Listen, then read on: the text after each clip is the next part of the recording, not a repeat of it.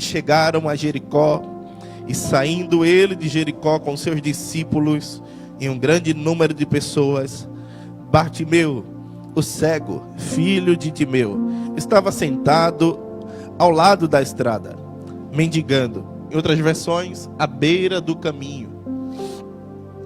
47. E ele, ouvindo que era Jesus de Nazaré, começou a clamar e a dizer: Jesus, filho de Davi, tem misericórdia de mim. E muitos mandaram que ele se calassem ou o repreendiam, mas ele clamava ainda mais: Filho de Davi, tem misericórdia de mim. E Jesus, parando, ordenou que ele fosse chamado, e eles o chamaram. O homem cego, dizendo-lhe: tem de bom ânimo, levanta-te, ele te chama. E ele, lançando de si a sua capa, levantou-se e foi até Jesus. Jesus, respondendo, disse-lhe: o que queres que eu te faça? E o homem cego lhe disse: Senhor, que eu receba a minha visão. E Jesus lhe disse: vai no teu caminho, a tua fé te curou. E ele imediatamente recebeu a visão e seguiu a Jesus pelo caminho. Senhor nosso Deus e eterno Pai, estamos aqui, Senhor, já temos lido a sua santa palavra. Deus, faça a sua vontade, mas eu te peço que nesta noite, Senhor, a palavra que irei semear nos corações encontre terreno fértil, solo fértil, Senhor. E nesse solo fértil possa produzir a 30, a 60 e a 100. Nos ajuda, Senhor, nessa hora de jogar a semente. Essa é a nossa petição, em nome de Jesus. A igreja concordante diz: amém. Podeis assentar. Glória seja dada no nome de Jesus. Que texto maravilhoso. Um texto tão rico e tão fascinante, irmãos. Estamos falando aqui de Bartimeu, filho de Timeu. Nós sabemos que Bartimeu não é o nome próprio, era como ele era conhecido. Bar significa filho, e Timeu era o nome de seu pai. Na verdade, quando começamos a observar esse texto, percebemos que este homem não era conhecido nem mesmo pelo seu nome, mas pela história de seu pai. A história de seu pai é interessante. Diz, não a Bíblia, mas a história, pelo historiador Flávio Josefo, que o seu pai foi um grande general de Israel, e ele conseguiu no fim de sua vida, na aposentadoria, se estabelecer, fazer um comércio. Mas quando Roma, o Império Romano veio e tomou conta da região, ali acabaram-se tanto o soldo, a aposentadoria do general Timeu foi cortada, quanto também o seu comércio. E ainda por cima, por causa disso, Timeu, por seus conhecimentos de guerra, ele começou a reunir pessoas para destronar o imperador. Por causa disso, lutar contra Roma naquela época era bastante difícil. Era mesmo que, como diz o ditado, dar murro em ponto de faca. Ele queria sozinho, junto com os seus, retirar César da cadeira. Mas isso se provou muito difícil. De modo que as ações dele repercutiram também na sua família, porque era costume a respeito dos filhos daqueles que eram condenados, e Timeu foi condenado à morte, ou matá-lo, ou deixá-lo deficiente. Foi o caso de Bartimeu, filho de Timeu. Foi prejudicado em seus olhos. É verdade que Bartimeu, ele, por algum dia, por algum momento, ele teve a visão, mas por causa das consequências das escolhas de seu pai, ele perdeu a visão.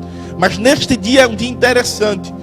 A Bíblia começa no versículo 46, dando referências a respeito de Timeu. Diz, a primeira coisa é filho de Timeu, porque a sua história era conhecida na região, e era conhecida em toda a Galileia, e Judéia, e Jerusalém, porque Timeu foi um homem muito importante.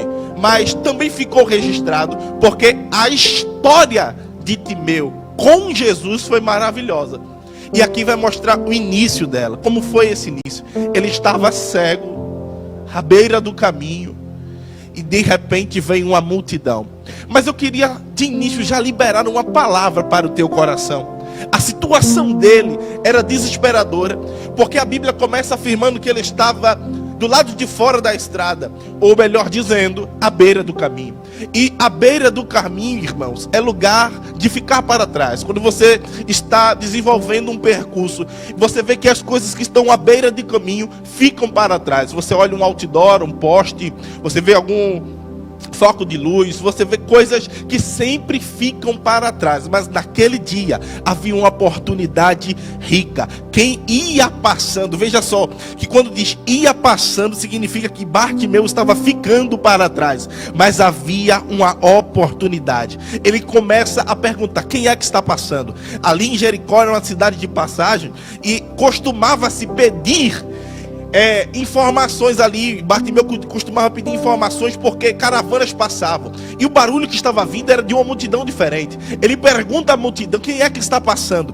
E chega aos ouvidos deles: é Jesus de Nazaré. Ele diz: eu vou aproveitar a oportunidade. Receba de Deus nessa noite: aproveite as oportunidades. Aproveite as oportunidades. A sua vida não está desta maneira para ficar para trás. O teu ministério não foi feito para ficar para trás. Os teus sonhos não foram feitos para ficar para trás.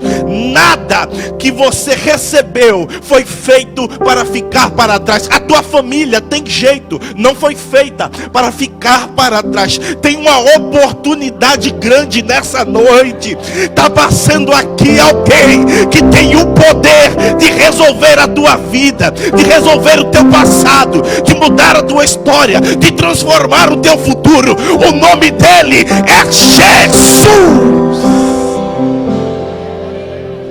Aproveita as oportunidades. Ele era mendigo. E o que é que um mendigo faz? Ele pede, mas quando ele sabe que é Jesus de Nazaré que está passando, ele não pede esmolas, porque esmolas não muda a tua vida. Não viva de esmolas. Esmolas não muda a tua vida. Na presença de Jesus, tem tanta gente que está pedindo esmolas na presença de Jesus. Me faz lembrar um outro deficiente. Ele estava à beira do templo, ali assentado perto da porta chamada Formosa, e ali está Pedro e João indo à oração, e ele olha para Pedro esperando receber alguma coisa dele, esperando alguma esmola. Mas esmola não muda a minha nem a sua vida. Pedro não dá esmola. Pedro dá o que ele tem. O que ele tem é a fé em Jesus Cristo, autoridade advinda da intimidade com Deus. Olha para aquele homem: não vou te dar esmola, porque amanhã vão lhe colocar aí novamente. A esmola te vicia, te deixa em um lugar paralisado. Mas nesta tarde, dizia Pedro, eu tenho algo que pode mudar a sua vida. O nome santo, poderoso, maravilhoso, exaltado, o nome que é sobre todo nome, está sobre a minha vida. E eu te digo: levanta.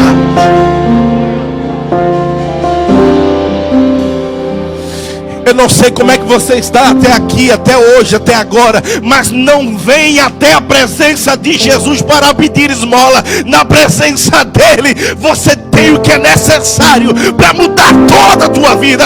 Não venha pedir esmolas a Jesus. E o que é esmolas, pregador? Tem gente que vem somente por causa de carro, por causa de casa, por causa de bens materiais, mas em Jesus tem as maiores riquezas que o ouro não compra. Aleluia. Tem gente que segue Jesus por esmolas, mas aquele cego estava enxergando mais que muita gente. Quando ele viu que era Jesus, ele disse: não vou pedir esmolas, eu preciso da misericórdia dele.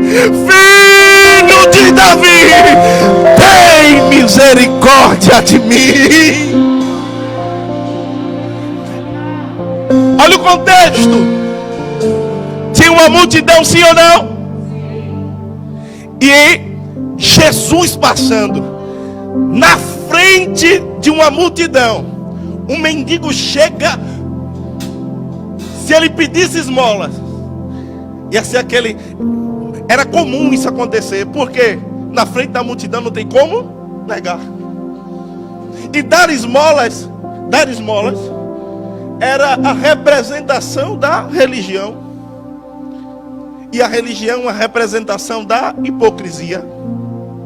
Para acalmar o seu ego, para se sentir melhor, dava esmolas. E quando tinha uma grande multidão, as pessoas, aí que dava mais mesmo, para alcançar status. Você lembra daquele momento que Jesus colocou um gasofilácio e todo o povo estava ao redor? É daí que surgiu o termo, não toqueis trombetas. Porque o gasofilácio era feito de um metal, e quando a esmola batia no metal, dá uma tum. Aí muitas esmolas. Quanto mais barulho fazia, mais rico a pessoa. Então, na frente de todo mundo, dar esmolas era fácil. O barulho, ó, eita, esse é rico, esse tem. Aí Jesus pegou e disse assim: alguém chegou para perguntar a Jesus: quem foi que deu mais?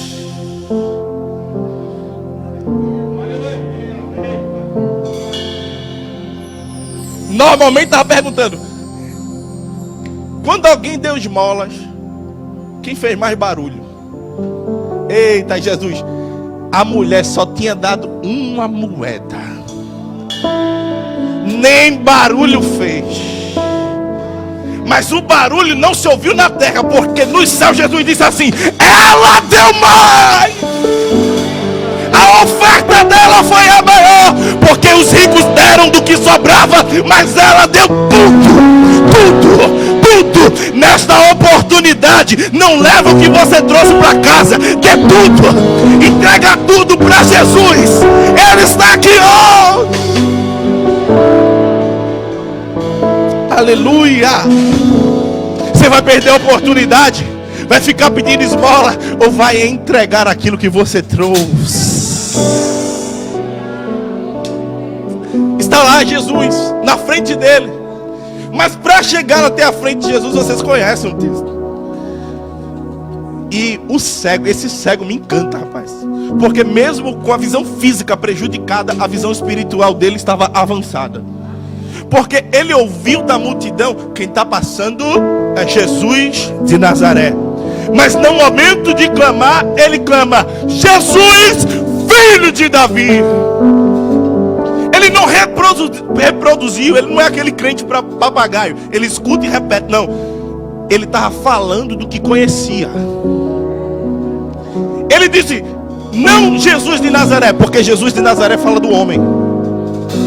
Quando lá em João capítulo 1, no Evangelho de João capítulo 1, quando foram anunciar a Jesus, disseram assim: de Nazaré. Aí Natanael disse: pode vir alguma coisa boa de Nazaré? Porque Nazaré, aquela cidadezinha, irmãos, era comum associar a pessoa à cidade de onde ele vinha. É por isso que nós vamos observar o filho da viúva de Naim. Nós vamos ver Maria Madalena. Magdala era a cidade de Maria. Associar as pessoas à cidade de onde ela vinha era normal. E associar Jesus de Nazaré fazia com que ele fosse um homem comum. Mas aquele cego ele conhecia. Por que filho de Davi? Jesus ele recebeu muitos títulos enquanto estava vivo. Chamava ele de filho de Deus, dizendo que ele era o único que podia salvar o homem. Chamava ele de filho do homem, falando da sua encarnação, dizendo que ele veio e se transformou em carne. Ele veio e assumiu a forma de servo. Ele veio e assumiu a forma humana. Chamavam ele de muitas coisas, mas quando chamava ele de filho de Davi, estavam ligando ele ao cumprimento de algumas profecias. Por exemplo, a profecia feita ao próprio Davi. É o próprio Davi que recebeu a profecia da boca de Deus, dizendo: o trono da tua casa não se apartará. Mas aconteceu o quê? Que Israel, ela começou a ser teimoso, desobediente ao Senhor. E aí aconteceu que na Babilônia, a esperança dessa promessa estava se acabando, porque foram depostos da sua cidade.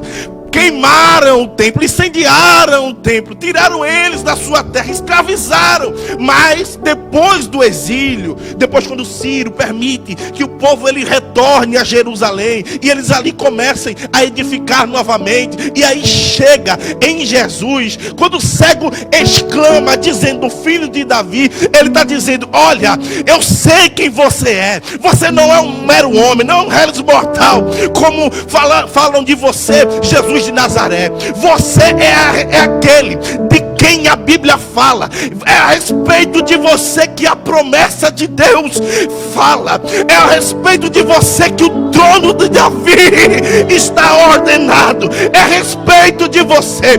Quando olhava e dizia Jesus de Nazaré, o cego ele tinha mais visão daqueles que lhe informaram, porque ele estava dizendo de forma implícita: dele o reino nunca passou, dele a promessa nunca ficou por baixo, ele é o cumprimento das escrituras, começando pelos profetas, por Moisés e toda a antiga aliança. É a respeito dele que se fala. Filho de Davi, filho de Davi.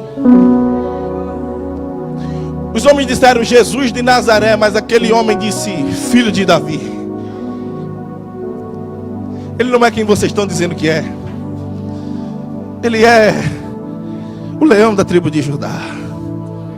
Ele é o alfa e o ômega, o rei dos reis, o senhor dos senhores. Ele é diferente do que vocês estão me contando. Eu estou falando do que eu conheço. Ele não é isso que vocês estão me dizendo. Ele é muito mais além. Para o que tem sede, ele é a água da vida. Para o que tem fome, ele é o pão da vida. Para aquele que está sem vida, ele é a vida e a ressurreição. Ele é.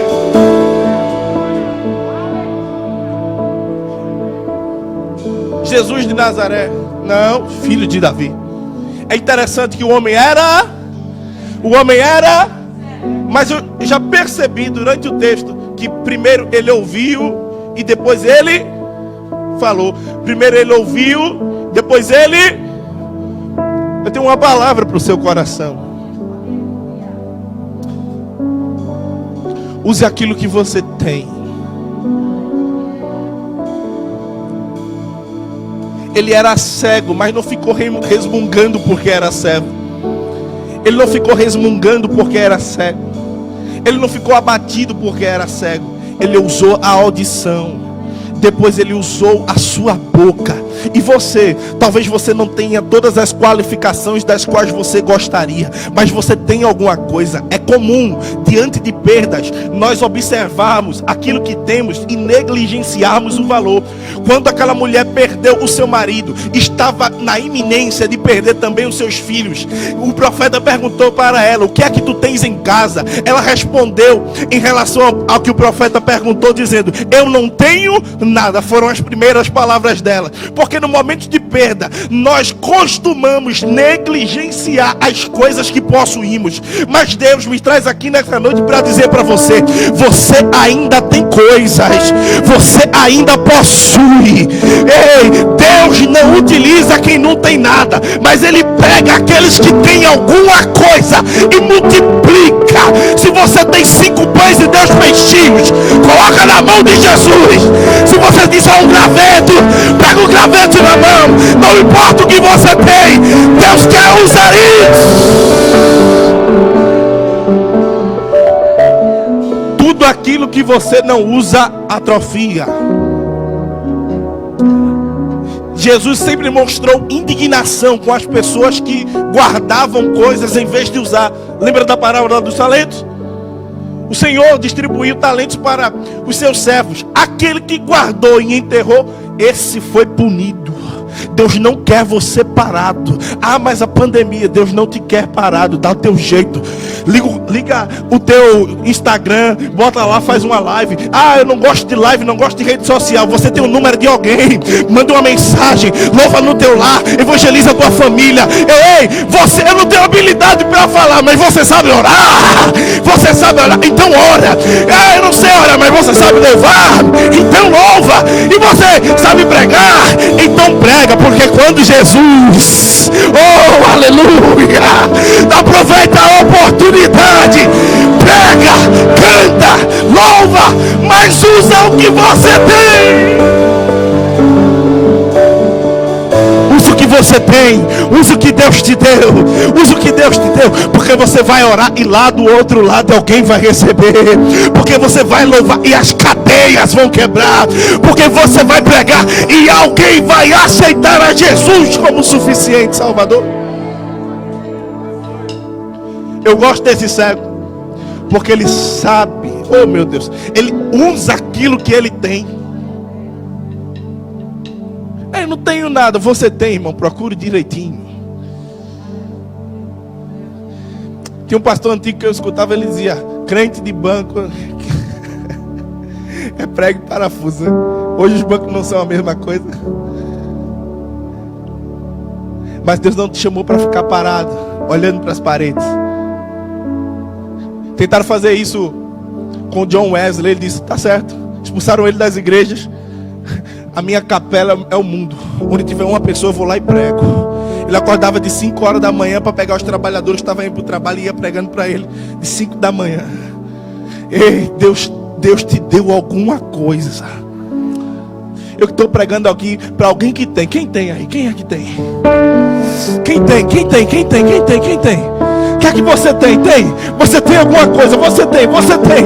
Você tem? Deus quer usar aquilo que Ele entregou para você. Lá vai o cego. Esse cego era terrível, porque quando ele começou a gritar: filho de Davi, a multidão, eita, essa multidão é terrível, o repreendia.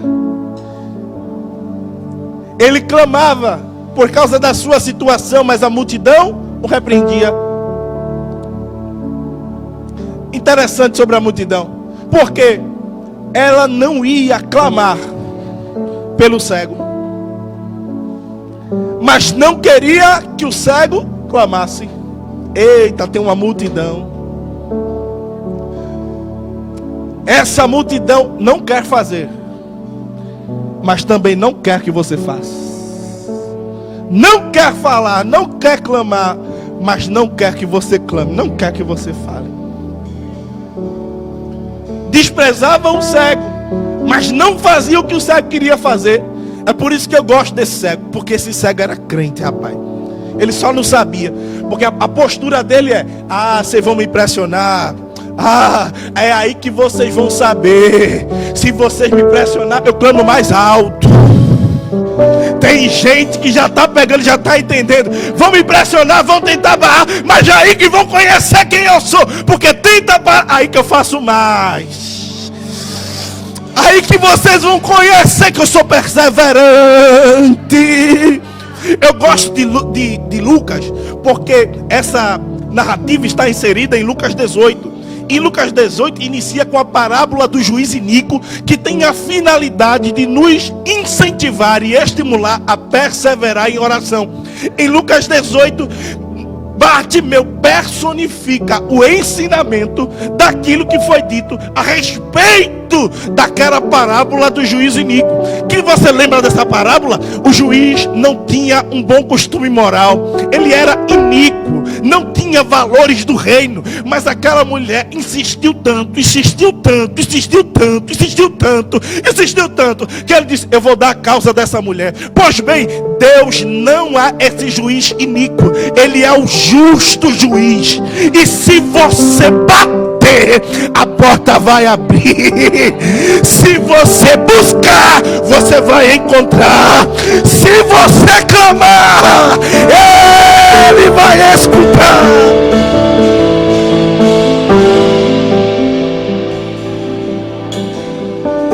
Aprenda com Bartimeu. Persevere, persevere, persevere, continue, insista, persista, nunca desista. Em vez de desistir, resista. Em vez de desistir, resista. Você sabia que que há uma diferença entre insistir e persistir? São duas palavras sinônimas, mas com significados, apesar de parecidos, pode ter uma aplicação interessante para nossas vidas. Insistir significa manter o mesmo ritmo, a mesma pegada. Insistir significa continuar batendo na mesma tecla. Persistir significa perseguir o mesmo alvo, mas com estratégias diferentes. Se A não deu certo, eu vou em B. Se B não deu certo, eu vou em C. Se C não deu certo, eu vou em D. Enquanto insistir é ficar apertando A. Uma hora vai sair. A, uma hora vai sair. A, uma hora vai sair. A, uma hora vai sair. Esse cego insistiu. Ele não arredou o pé dizendo: uma hora minha bênção vai chegar. Parecia Jacó: eu não largo, eu não te largo enquanto tu não me abençoares. Eu não te largo enquanto tu não me abençoares. Eu acredito que pelo menos 3 crentes tem assim nessa noite. Eu não te largo, eu não te largo enquanto o Senhor não me...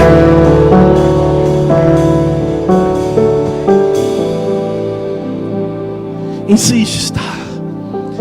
Vai abrir. Bartimeu. Aí a multidão é interessante, porque nem sempre, meu pastor, nem sempre o coração dos discípulos reflete o coração de Jesus. Nem sempre o coração dos servos, ele demonstra o coração do Senhor, porque os discípulos são seres imperfeitos, ao contrário do Senhor, que é perfeito. Os servos, eles são falhos, ao contrário do Senhor, que é santo por excelência. Se você observar e voltar uma página da sua Bíblia, você vai entender que por vezes os discípulos, eles constituem-se uma barreira, uma obstrução de algumas pessoas até Jesus. É difícil isso que eu estou falando, mas é uma constatação. Às vezes os corações não são equivalentes. Por exemplo, no versículo de número 38 de Marcos 9, a Bíblia diz que havia um homem que expulsava demônios. Os discípulos olhavam para ele e proibiram ele de fazer isso. Por quê?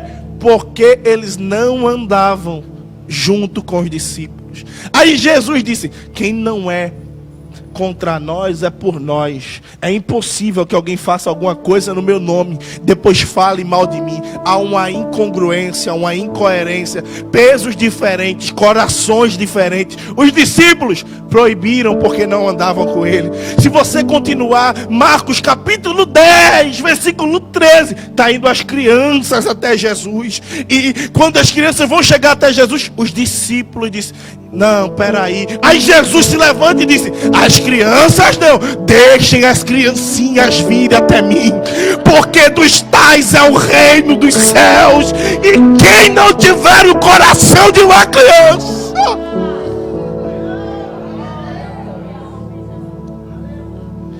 Lucas 9, 51 a 56, está Jesus indo para Jerusalém. Ele decide passar por Samaria. Os discípulos vão à frente. Quando chega em Samaria, os samaritanos não recebem Jesus. Chega Tiago e João, dizendo assim: mestre, não te receberam.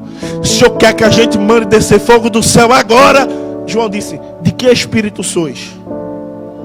Vocês não sabem que eu não vim destruir as almas dos homens, mas salvá-las. Estão os discípulos e Bartimeu clamando: filho de Davi, tem misericórdia de mim. E a multidão reprime o seu grito.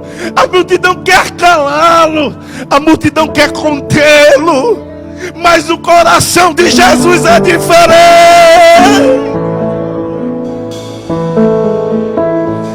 O coração de Jesus é diferente. Deixa quem quiser te parar, Deixa quem quiser colocar a mão e dizendo: você não vai chegar. Deixa quem quiser se colocar como barreira. Deixa quem quiser se colocar como obstáculo. Jesus está te ouvindo. Pode ter alguém que diz assim, ó: quando eu tiver aqui eu vou botar o pé, e não vai. Mas Jesus vai vir e vai dizer: se tu não tiver o pé, eu arranco.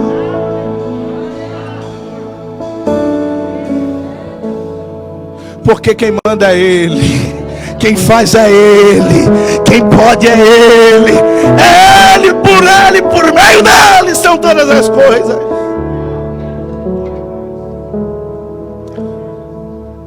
Aí Jesus o que é que faz? Mas essa não é a função dos discípulos. A função dos discípulos é conduzir as pessoas até Jesus. Jesus disse: chamai-o.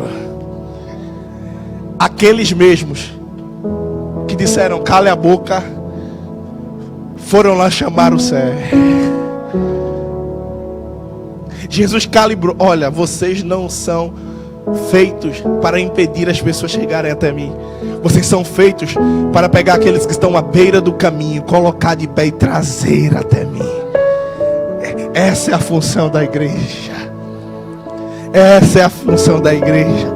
Pegar quem está à margem, quem está à beira do caminho, estender a mão, pôr de pé e dizer: eu sei o caminho até Jesus, eu vou levar até lá. Eu tenho uma palavra para você que está na beira do caminho. Você não foi feito para ficar para trás. Você foi feito para seguir até a Jerusalém celestial. Chama ele. Lá vem o cego. Eita glória. Que cego. O cego estava enxergando tanto, porque ele disse: filho de Davi, tem misericórdia de mim. Quando eu disse para vocês, filho de Davi, eu provei que ele sabia quem era Jesus. Isso era um diferencial. Mas os discípulos também sabiam, porque nos versículos anteriores à passagem, a Bíblia diz que 2 dos discípulos estão brigando por uma posição nos céus, do lado à direita e à esquerda de Jesus. Então eles sabem bem quem Jesus é para pedir uma posição dessa. Mas a diferença do cego não é que ele sabia quem era Jesus. Não é somente isto. É porque ele sabia quem era Jesus e também quem ele era. Por isso ele não pediu esmola, ele pediu misericórdia. Quando ele diz filho de Davi, ele diz: eu sei quem tu és. Quando ele diz tem misericórdia de mim, ele está dizendo: eu sei quem eu sou. Eu sei quem eu sou. Eu estou nas trevas e quero ver. Eu sei que tu és a luz. Eu sei que tu vieste ao mundo para que os homens saiam da beira do caminho para o caminho. Foi para isto que tu vieste. Eu sei quem eu sou. Misericórdia. Pasmem os senhores, todas as vezes que alguém está possuído de uma imagem verdadeira de Cristo, esta é a atitude maior que eles podem tomar. Quando João estava lá nos céus, tendo aquela visão, e o Senhor começou a mostrar-lhe todas aquelas coisas lindas, ele caiu no chão, se humilhando e reconhecendo que estava diante de Jesus. Quando Daniel teve a visão, ele caiu no chão como morto.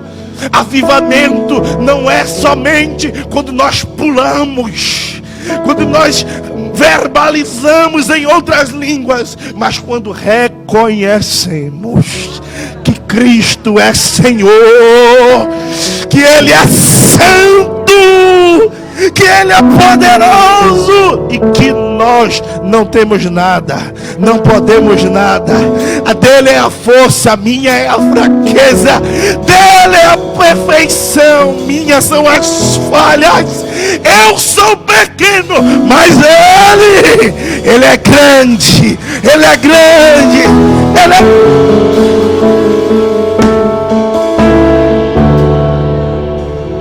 misericórdia de mim.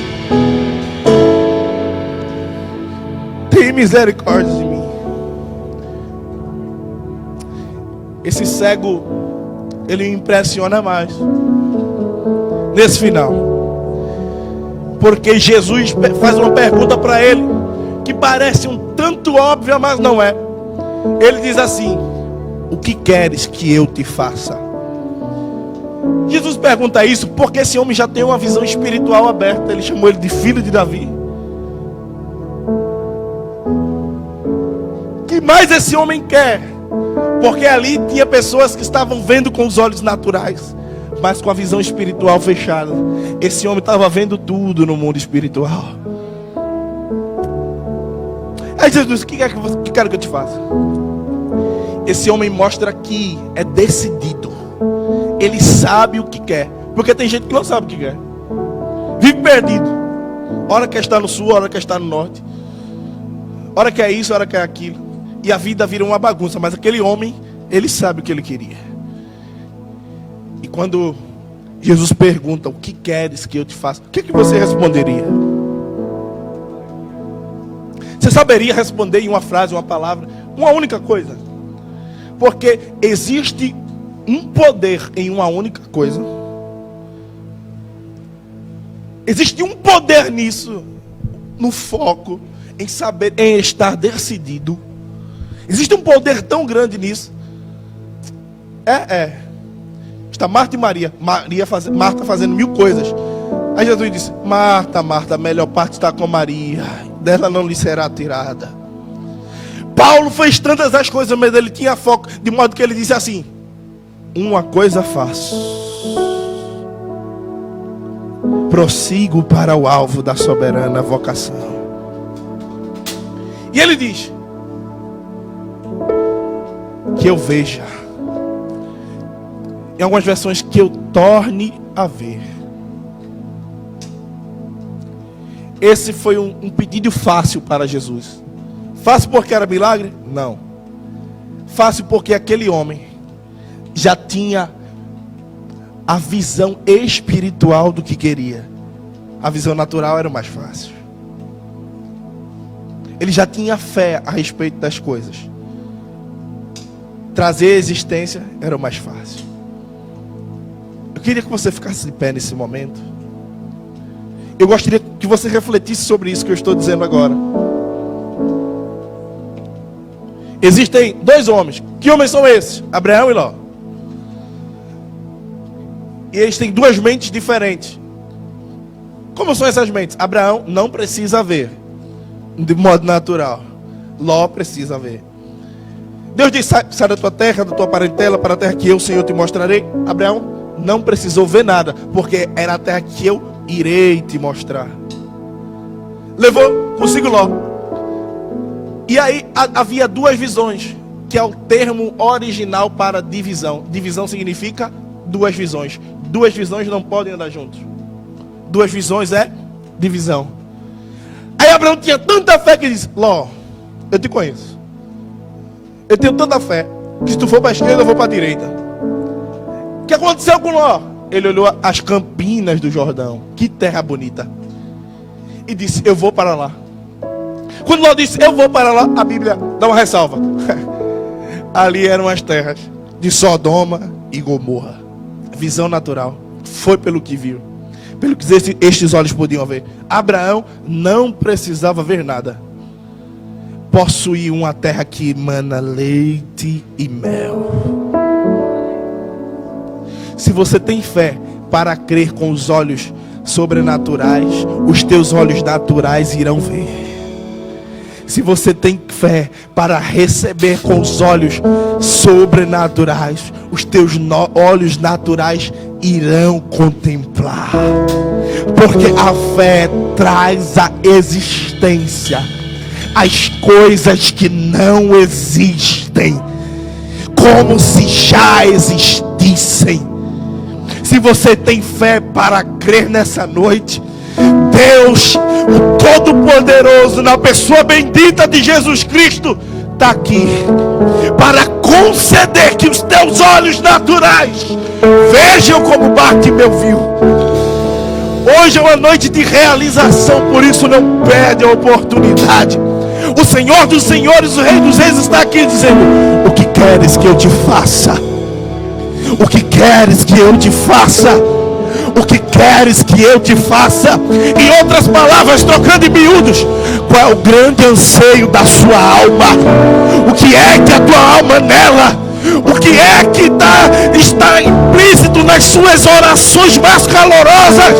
Eu estou aqui para trazer à existência aquilo que não existe. Se não existe ainda, eu vou construir para você. Mas eu estou aqui para realizar aquilo que a tua fé foi capaz de crer. Ergue a tua mão para cima. Eu quero orar por você nesse momento.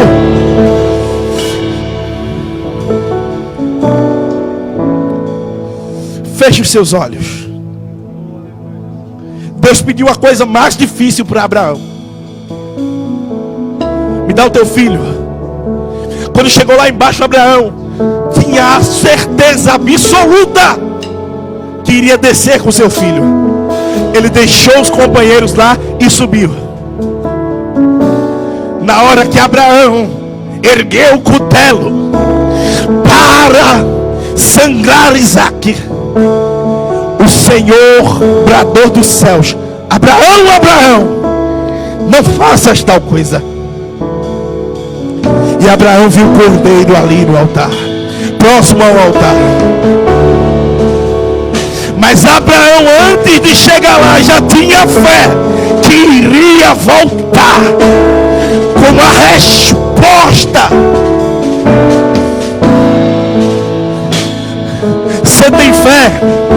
Eu vou orar. Depois da oração você vai ouvir a resposta. Você tem fé? Os teus olhos irão contemplar. Você tem fé? Deus é poderoso. Feche teus olhos agora. Levante a sua mão para o céu. Senhor, em nome de Jesus, eu estou aqui, Senhor, com os teus servos que estão aqui em campanha, Deus. Semelhante, Senhor, ao cego Bartimeu clamando nessa noite. Deus, observa os teus filhos que clamam e clamam alto hoje, Senhor, em nome de Jesus.